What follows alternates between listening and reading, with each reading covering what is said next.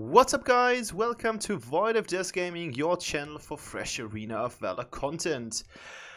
After I've done some formats and some beginner's guides and stuff like that, I decided it's time to talk about different roles in the game and how those different roles can be played differently with different characters, obviously. So today I want to talk about mages and the classification in those kind of position. So what you guys already know is that there are a couple of different mages here in the game. So we've got plenty of those. We've got L'Oreals, we've got Genos, Diochans, Iggy's, US, and all sorts of different kinds of mages. And one mage does not play like the other. Of course, there are some similarities between the different mages, but usually each of them has a unique playstyle with at least 3 different sorts of abilities.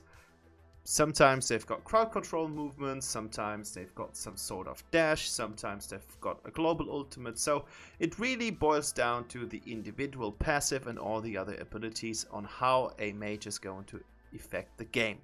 And today I thought let's do some classifications so that we kind of group certain archetypes in those mage things that we've got here, so that it is a little bit easier for beginners to understand what's going on in the game and how different mages are kind of doing different things on the battlefield. And it depends on what you pick if your team composition is actually going to be super good, mediocre, or not really that good at all. So for example, if you take Lorien here, he's good at control. That's what the game says. Then we've got her. She's also good in control. If we take Praetor, he's good in harass. If we take US, she's good in harass. If we take Dirac, he's good in control. If we take Vera, she is an initiator. And all these sorts of things are something that Arena of Valor is already doing to classify those champions, but I think it doesn't really help as much because people usually don't really know what's going on if I'm telling them, look, L'Oreal is mobility. She's got one single mobility spell. How is she good at mobility? How can someone explain that? Is that enough? Is that the only reason why people think that? That's harass. Liliana is good at mobility. Okay, that's fair. Raz is good at mobility. Tulen is a finisher. Not really. Yes, he is a finisher, but then Natalia is a finisher as well. So I don't really get it, and therefore I came up with something new. So today I want to talk about the different classifications. What is kind of their main role, and what makes them an archetype.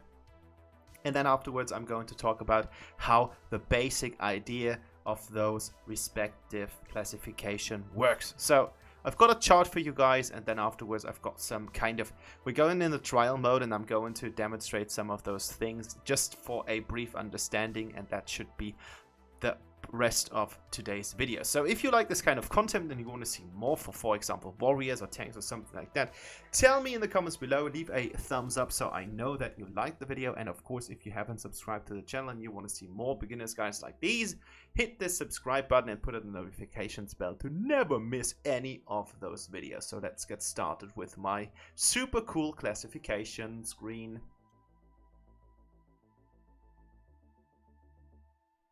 Alright, here we are in my screen mode, all plain white, so there's a lot of free space. I think I'm going to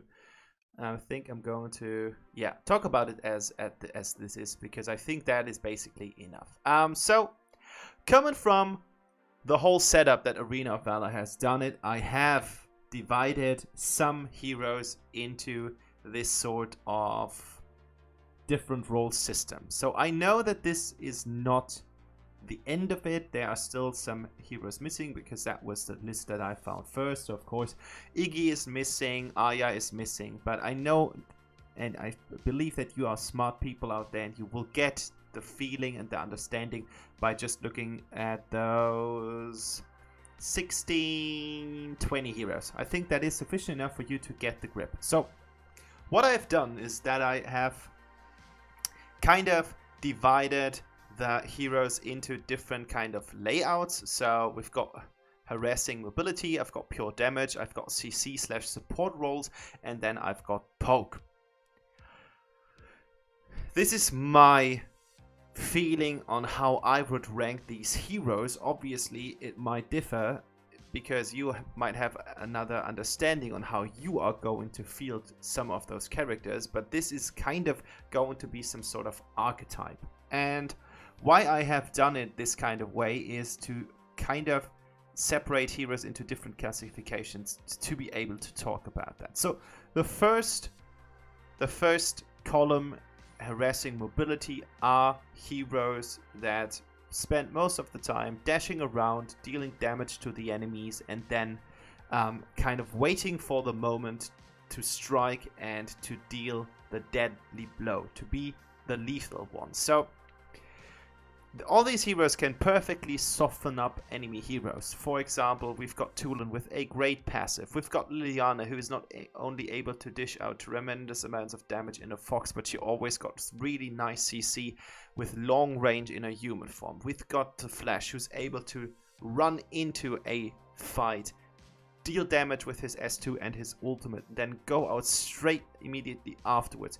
We've got L'Oreal, who's able to either enter the fight with her S1, her S2, and then unleash her S1, or she's able to use her S1 and then go out with her S2. So I see her rather as an harass than a mobility champion. So all these guys have in common is basically that they've got a really good mobility skill, and in addition to that, they've got great measures to harass the enemy. So that is the first archetype I think works fine in the game. The second one is just pure damage. These are the guys who deal the killing blow without any problem, most of the time with just one single combo. If they're playing against squishy characters, if they're playing against tanks or warriors, they might need to take that combo sequence twice. So we've got Vera. She's basically just pressing buttons all over the place with a really strong ultimate, with a really strong S1, and in combination with her S2, which is going to lock enemies, or like single target enemies in one place, she's able to deal tremendous amounts of damage. Same goes for Kali when she's got ult ready, and when I play against her, it feels that her cooldown on her ult is basically 5 seconds. We've got Natalia, who has a slow and then a really nice ultimate, giving her a shield as well as a really powerful S1. We've got Crixie, same deal. All these characters have most of the time one spell which is either a soft CC, so it's a slow, or it's something that's kind of pushing things away, and then they've got 2 really good skills or abilities that deal great amounts of damage. So all these guys have that in common. Sometimes it's on one spell. For example, Kali slowing down and dealing damage on her first ability. Second ability is going to give her a shield, boosting her damage. The third archetype for me is the so-called CC or support heroes. So heroes that have at least 1 or 2 spells that are going to mess up the enemy's movement, that are going to mess up the enemy's positioning, or especially in the case of Alistar, got the means to set enemies in their tracks and deny them mobility. So for example, if you're playing Alistar, you can just block initiation roads or vectors with your S1 without any problem. You've got Dio-Chen, she can just place down some of her spells in order to freeze the enemies. If she's got ult ready, she's going to slow down the enemies. If she has her S2 ready, she's going to slow the enemies with that. So this is heavy CC all over the place. Azenkar got 1 spell that's going to knock up enemies, 1 spell that's going to push enemies away. Illumia has a spell that's going to push enemies away, and then she has a spell that's going to push enemies away from even further distance.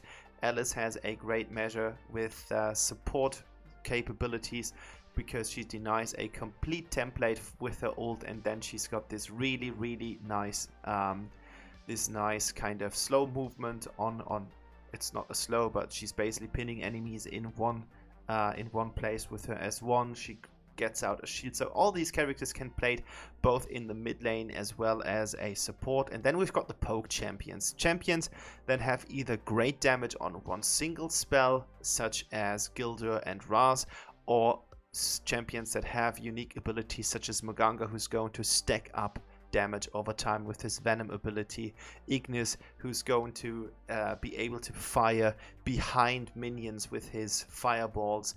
We've got Praetor, who has a really good damage output if you can make him work and hit the enemies. And there are a lot more heroes that you can put into those 4 archetypes. So we've got Dirac, who's got great damage. He can also poke quite well. So sometimes they're kind of like a hybrid champion, which is totally fine. The most important thing for me is just to give you an idea and an overview on what I think are the archetypes in the game. And I think it basically most or any hero who is a mage or mid laner can be put into one of those archetypes here that I have come up with. Side note, or like special information, there is a limited amount of mid lane mages who are also able to play the jungle super well. That goes especially for those mobility heroes, because you need the potential to be able to gank one of the other lanes, and therefore someone like Zill is a great hero. Zill is one of those heroes that you usually don't really see that often on the lane, but rather in the jungle. Tulin and Liliana can play both roles quite well. Flash has always been the hybrid build that you can play either in the jungle or in the mid lane, and Tulin and Liliana have just kind of elaborated themselves to be played in the jungle position, but that goes for them. With all the others, I think it's a little bit difficult, because even after time you don't really have the greatest clearing speed. But I mean, the whole meta has changed, so now you can play basically everything in anything, but I would say it makes mostly sense for those 4 heroes up here. Liliana, L'Oreal is a little bit difficult because she doesn't really have great clear, and it's not going to be better even if she has accomplished some items. So this was my basic idea of those champions, and now I would say let's have some sort of tutorial on how to play a harass hero, pure damage, CC support and poke hero in the hero trial. So let's get started with that.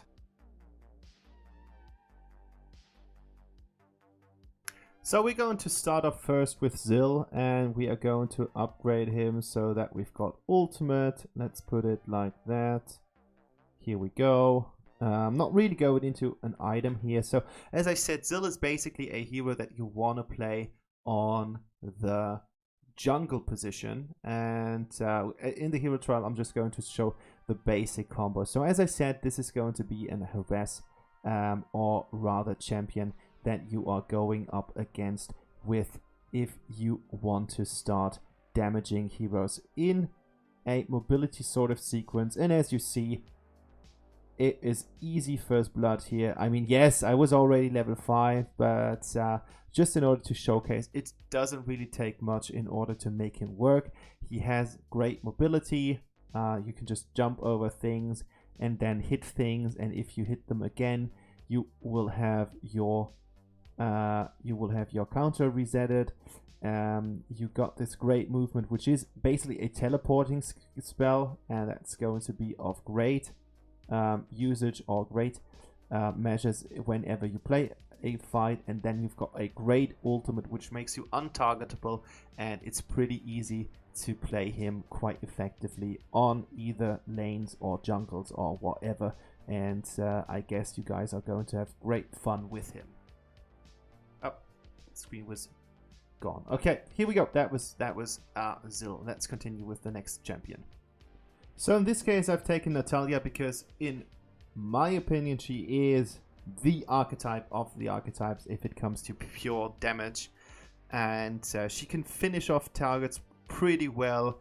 She can deal tremendous amounts of damage, so she's good at harassing those champions as well, and she's just got one of the best damage vehicles out there in the game. Look at that. Like that was the single combo. Yes, I'm level 4, but I don't really have a hard time getting Thane. It's not sufficient. Oh, it is. I'm sorry. Okay, it's sufficient to just run under the towers and kill him by using my spells here. So of course I was some levels ahead, but I think it just shows the damage potential quite easily and quite well. Look at that damage. Oh my goodness, he's not going to want to make that. And here we go, another dead feint. So this is, it's boring if you play against someone who doesn't know how to evade things, because Natalia is actually able to deal so much damage in so little time, and I think she is one of the best damage dealers out there in the game. The only thing holding her back, and that's of course a good thing, is she doesn't have some sort of range mechanism in order to go through the target and herself, but this is a good thing. Okay. That was it. Okay, so let's go. This is Dio-chan, and in my opinion, she is the archetype of the CC heroes. She's not that much of a support hero. There are better support heroes. For example, Arya is a great one. Alice is good as well. But she is one of those heroes. Oh my goodness, he's just walking in front of me. Well, I guess what we're going to do is we're going to freeze him. Here we go, and now let's just ult him. I mean, she can be quite deadly as well, but what you want to do is you want to slow down an enemy with your spell, and then you're going to cast that immediately under him. The combo sequence would be, I guess, not really a Dio-chan player here, but I guess you're going to do something like that, and now he's frozen. Yeah, this is it. So you're going to place the column here, so it's your S2 first, and then afterwards you're going in with this one, and then you're trying to lock them in a freeze lock. And as you got this the ability twice, you can sort of, oh my goodness, here we go, he's dead. You can do that twice, so you're going to put your S2 down, S1 to kind of slow them, so the enemy runs into your first freeze trap, and then afterwards you're going to put another freeze trap in the direction that they want to traverse, and you're going to hit them for the second time, making you able to hit them with your S1 again, or you can ult them to death, and things should actually look quite good. So that was Dio-chan, and yeah, now comes the last bit of today's video, and he's the last pick. I think Ignis is actually a pretty decent harass video, of course, a pretty decent harass champion that people can use to soften up the targets for the team fights. At least that's the idea of those heroes here. And what you can just do, put that down, and you can also already see what's really good about him. You don't have to get close in order to make him work, but the closer you are, the better it is. Here we go. This was another ult, and where did that land? Whoops. Okay, so let's do this. They've got a maximum range, so I'm not really hitting him with that. Maybe this one. Oh no. Bye. Okay. First blood, just for the show effect. It doesn't really matter. As I said, I just wanted to give you a brief indication. And most of the players watching this channel will already know what I was talking about in today's video. Just for the beginners who start to play the game, I just wanted to showcase how and what kind of mages are out there in the game. And I hope you guys eventually found some role or some kind of champion that you still want to play. If you've got a question about certain heroes that have not been featured in this channel, in this video today, so for example different combo sequences and what their role is on the battlefield, and if that's not clear to you, feel free to put something down in the comments below, and I will get back at you and tell you all I know about that. So thanks for watching today, have a nice evening, and bye bye there.